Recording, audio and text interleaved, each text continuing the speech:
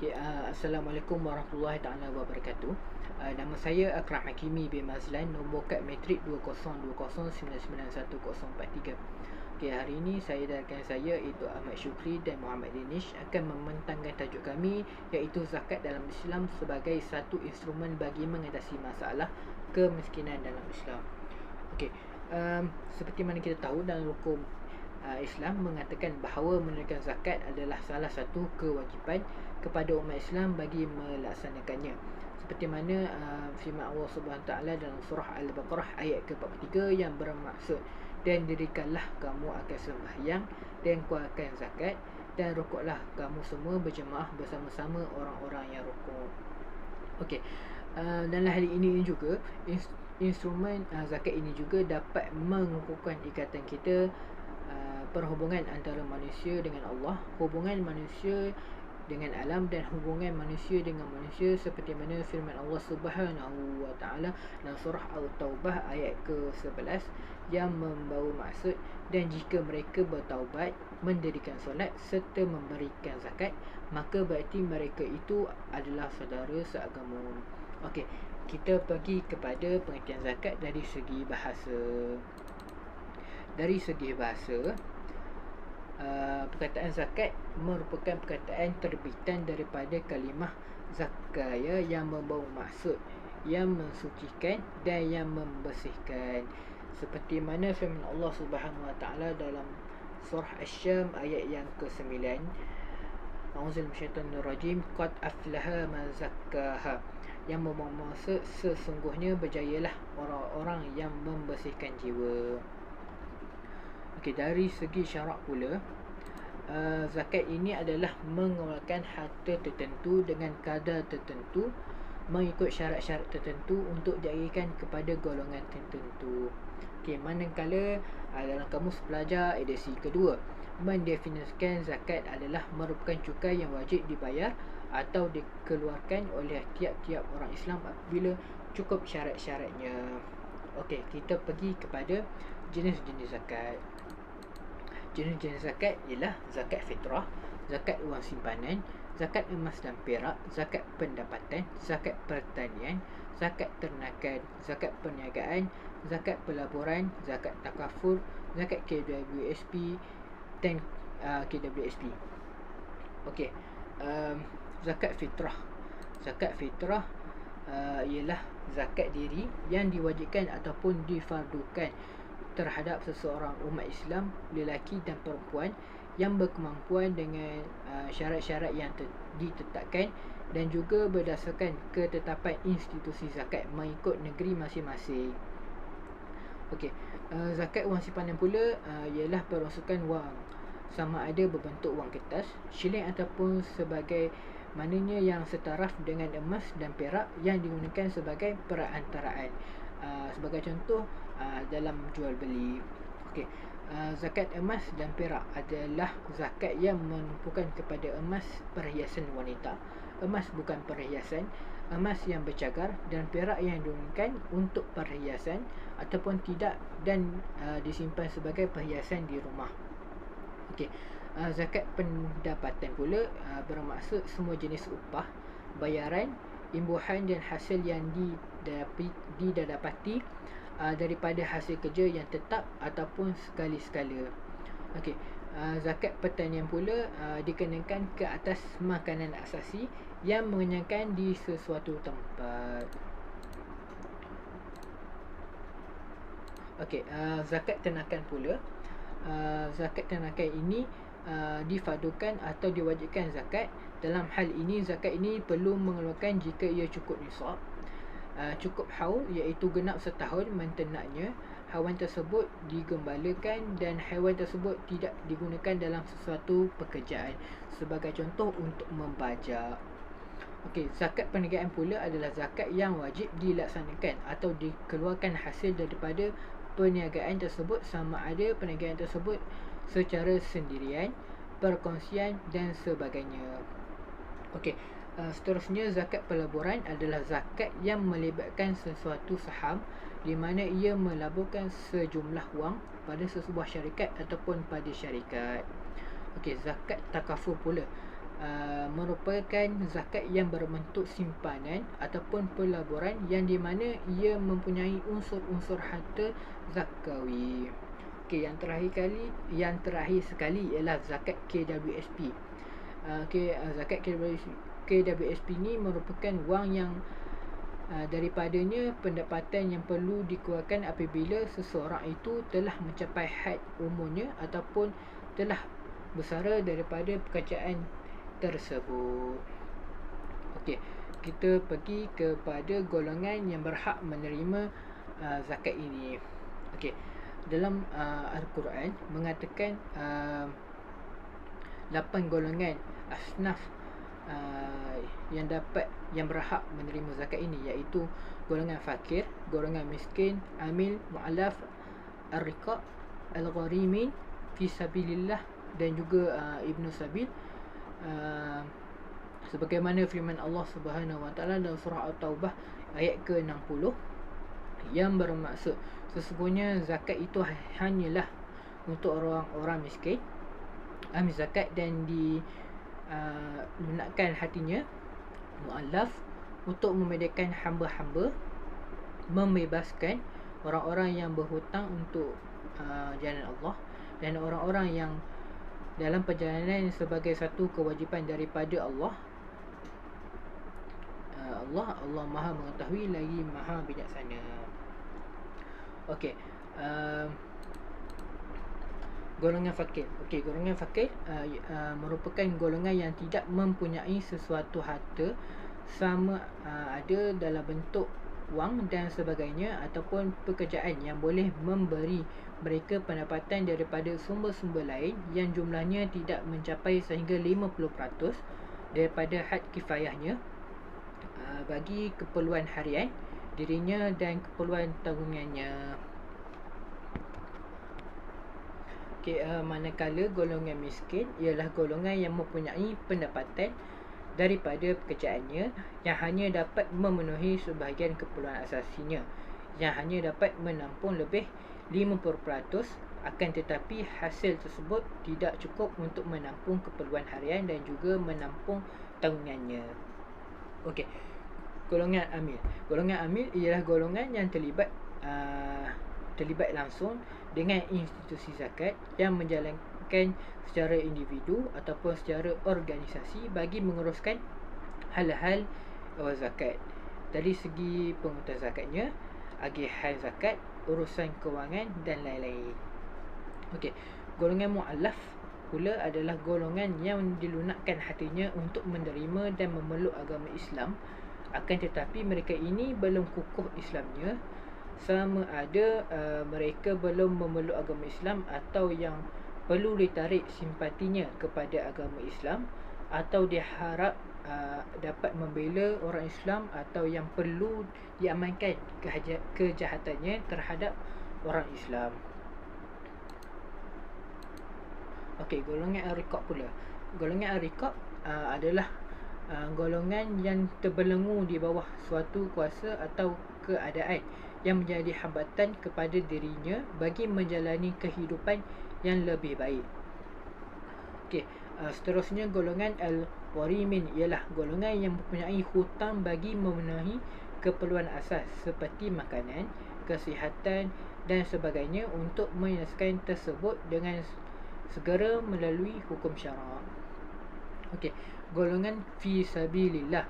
Golongan fi sabilillah ini ialah golongan yang melibatkan diri dalam jihad ke jalan Allah Subhanahu Wa Taala, iaitu dengan menegakkan, mempertahankan dan mendakwah agama Islam. Okey, akhir sekali ialah golongan Ibnu Sabil. Golongan Ibnu Sabil ni adalah golongan yang kehabisan wang belanja semasa memulakan perjalanan atau dalam perjalanan yang mendatangkan manfaat serta sesuai dengan hukum syarak dan syaratnya.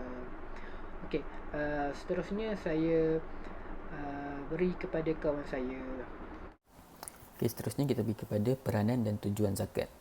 Okey, lihat pada poin yang pertama, Islam meletakkan zakat sebagai satu mekanisme yang dapat menyelamatkan manusia dari kelaparan, menjamin keadilan sosioekonomi dalam masyarakat dan menyediakan satu suasana yang membolehkan manusia memelihara kehormatan dan melaksanakan tanggungjawab kepada Allah.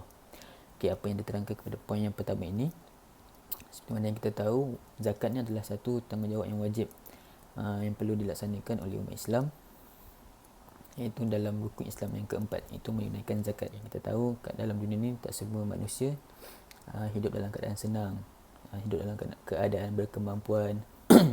So apa yang kita tahu, ada di antara kita ni golongan yang miskin, golongan yang fakir, yang tidak berkemampuan. Ada zakat ni dapatlah mengurangkan kadar kemiskinan dalam dunia ni. Okay. Tapi kepada poin yang kedua, zakat diagihkan untuk membantu golongan yang miskin dan memerlukan bagi memenuhi keperluan asas mereka. Ia diagihkan untuk memenuhi pelbagai keperluan jangka pendek dan panjang. Okey. Samalah apa yang tadi diterangkan, yang mana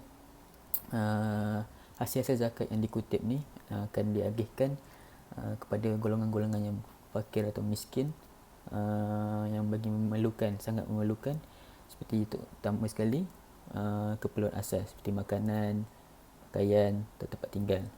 Itu utama sekali lah.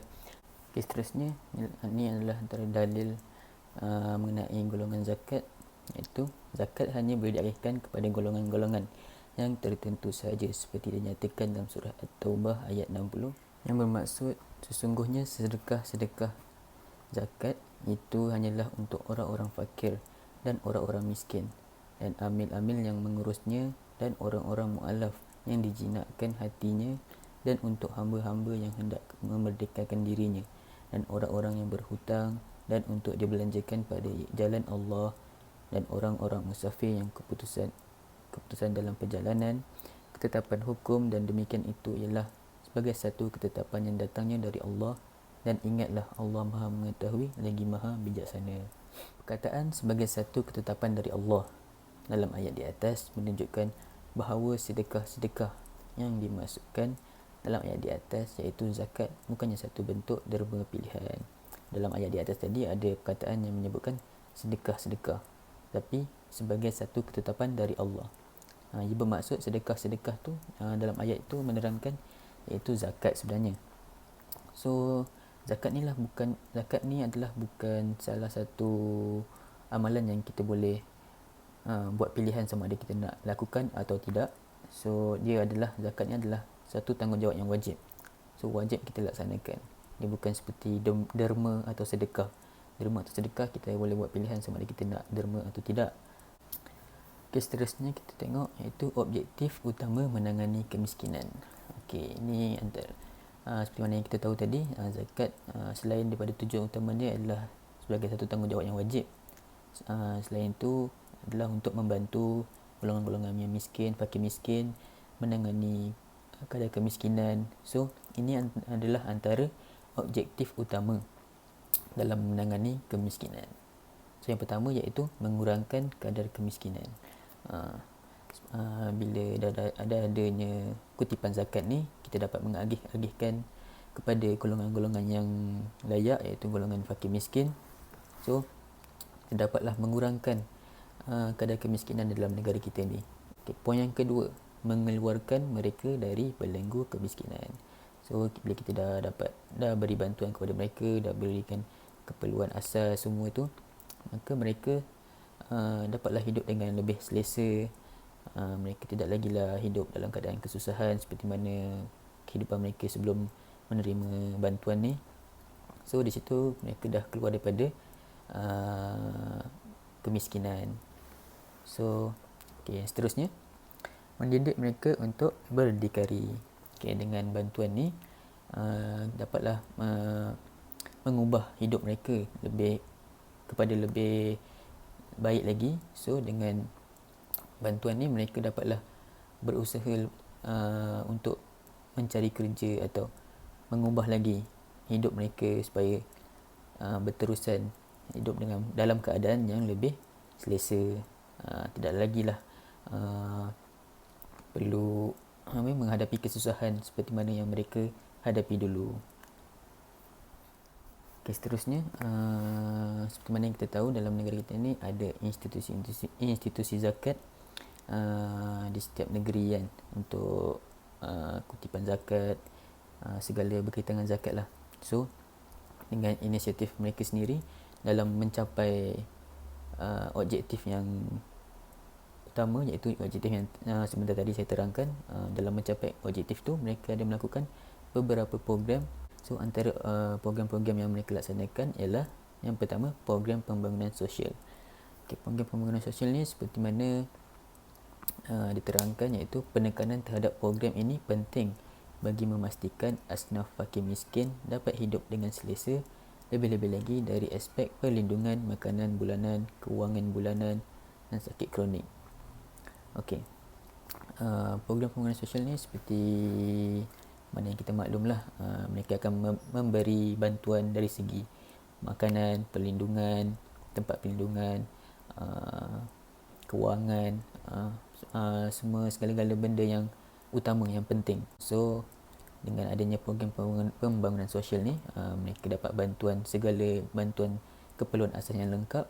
Mereka tak perlulah lagi susah-susah untuk fikir apa masalah dalam keluarga mereka ni. Mereka hanya menumpukan satu tujuan utama, yang mana mereka kena mencari lagi kerja atau pendapatan untuk mengubah hidup keluarga mereka. Okey, seterusnya program pembangunan insan. Program pembangunan insan ni pula yang mana zakat memandang penting dan diterapkan dalam elemen-elemen keseimbangan dunia dan akhirat kepada jiwa-jiwa asnaf. So program ni lebih kepada mendidik jiwa golongan-golongan fakir miskin ni, lebih kepada kerohanian, keimanan. So mereka akan melaksanakan atau mengadakan program seperti kursus atau latihan kemahiran kepada golongan-golongan yang fakir miskin ni. So dengan ada program-program seperti ini, mereka akan dapat menambah sedikit ilmu, tidak kiralah sama ilmu akhirat atau ilmu dunia ni.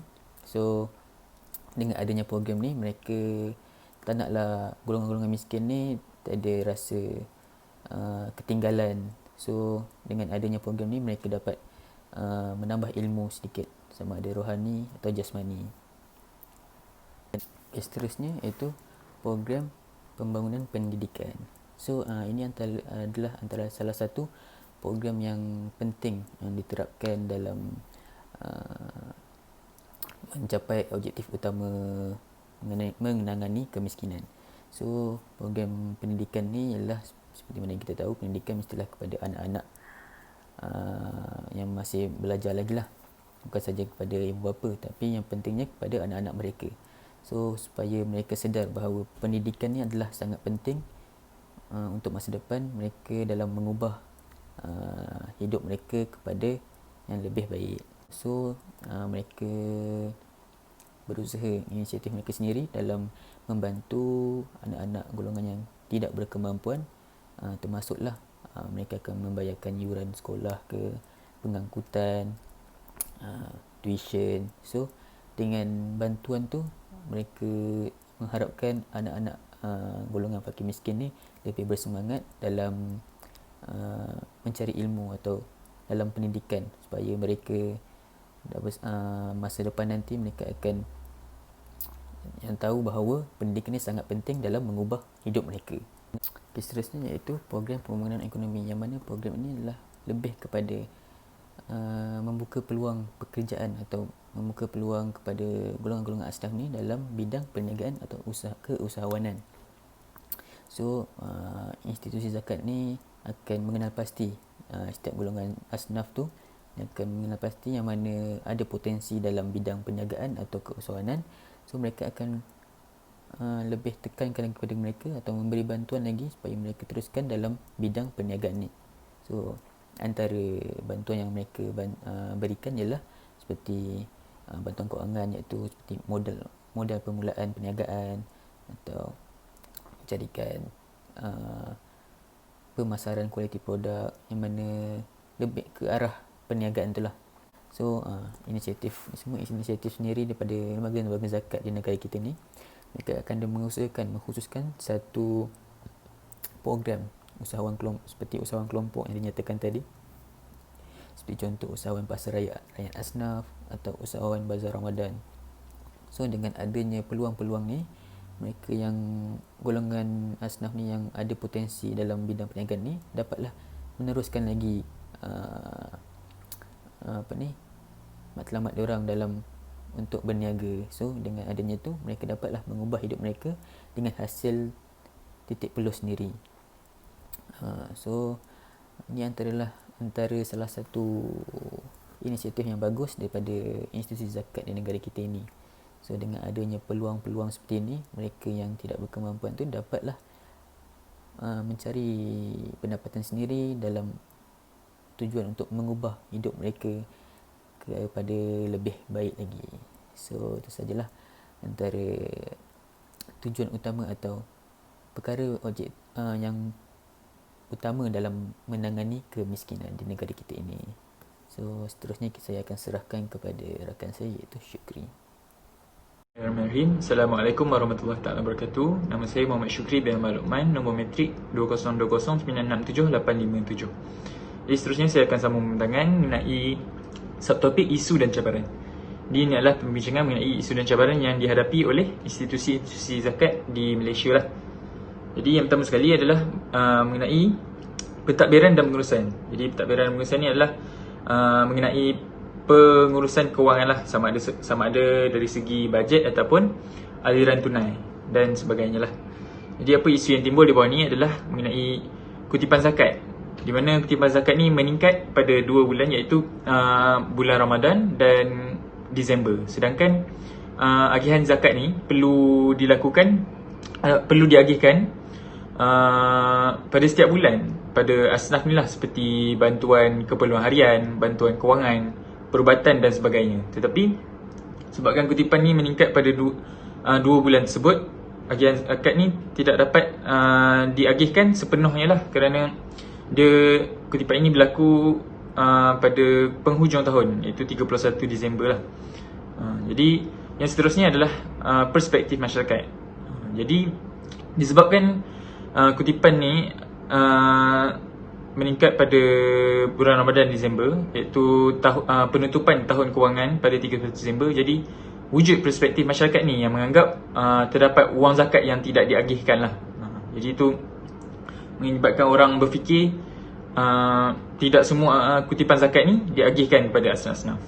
Seterusnya adalah dalam aspek pungutan zakat. Jadi yang pertama adalah perbezaan pengiraan nisab antara negeri-negeri. Jadi dalam pungutan zakat ni, setiap institusi zakat ni dia mempunyai kaedah yang berbeza di setiap negeri lah. Jadi dia menyebabkan kaedah pungutan yang tidak seragam lah. Jadi secara tidak langsung dia menimbulkan kekeliruan dalam kalangan masyarakat berkenaan kaedah yang ingin digunakan. Jadi antara perbezaan yang kita dapat lihat adalah dari segi kadar nisab dan kadar zakat fitrah. Contohnya, kadar zakat fitrah di kebanyakan negeri seperti Wilayah Persekutuan, Selangor dan Pulau Pinang ni adalah sebanyak RM7, manakala seperti Perlis dan Sarawak ialah RM6. Jadi ini memerlukan kepada inisiatif institusi zakat ni untuk mewujudkan keseragaman bagi setiap institusi di setiap negeri lah. Yang seterusnya, pengagihan zakat sendiri dan undang-undang yang longgar. Jadi ini satu isu yang hangatlah di Malaysia, di mana kebanyakan syarikat-syarikat ni ataupun individu ni yang suka mengagihkan zakat secara sendiri ataupun secara terus kepada asnaf yang diorang anggap ni layak bagi mereka untuk menerima zakat. Jadi sedangkan asnaf tersebut tidak dikategorikan sebagai orang yang betul-betul memerlukan bantuan. Jadi itu adalah satu masalah lah. Jadi seterusnya, peruntukan undang-undang yang longgar ni dia menyebabkan segelintir masyarakat yang tidak menunaikan zakat secara formal lah, iaitu melalui agensi yang menguruskan kutipan dan agihan zakat. Jadi kita memerlukan kepada enactment ataupun undang-undang yang lebih ketat lah, supaya agensi ini dapat melakukan tugas mereka untuk kutipan zakat. Yang seterusnya adalah dalam aspek agihan zakat. Jadi yang pertama adalah memberi bantuan kepada asnaf yang sama. Jadi isu ni timbul sebab isu yang sebelumnya tadi, di mana terdapat syarikat dan individu ni yang suka memberi zakat secara sendiri ataupun secara terus kepada asnaf ni. Jadi dia menimbulkan satu isu terdapat pertindihan agihan zakat kepada asnaf yang sama ataupun kepada asnaf yang tidak dianggap layak lah oleh ni, sebab mereka ni tidak merujuk kepada institusi zakat sebelum mengagihkan zakat tersebut. Jadi seterusnya, kesulitan dalam menentukan asnaf fakir atau miskin. Jadi institusi zakat ni dia menghadapi kesukaran dalam menentukan golongan asnaf fakir dan miskin sebab terdapat keraguan lah dalam penerimaan maklumat. Jadi bagi contohnya, terdapat pemohon yang tidak layak menerima bantuan zakat kerana melepasi had kifayah yang ditetapkan, tetapi diorang ni sebenarnya masih dalam keadaan susah. Jadi sepatutnya diorang dapat menerima tapi tidak dapat. Jadi selain tu ada juga pemohon bantuan zakat yang tidak bersikap jujur lah apabila memberi maklumat kepada pusat-pusat zakat ni. Jadi itu dia menyebabkan agihan zakat yang mereka terima ni dibelanjakan dengan sewenang-wenangnya lah kepada perkara-perkara yang tidak berfaedah. Baik, seterusnya kita pergi kepada cadangan penambahbaikan. Jadi terdapat dua aspek penambahbaikan yang dapat saya berikan, itu dalam aspek penghutang zakat dan aspek agihan zakat lah. Jadi pertama, aspek penghutang zakat iaitu mewujudkan kerjasama dengan institusi lain. Jadi apa yang saya maksudkan di sini adalah agar setiap institusi zakat di Malaysia ni untuk mewujudkan kerjasama lah.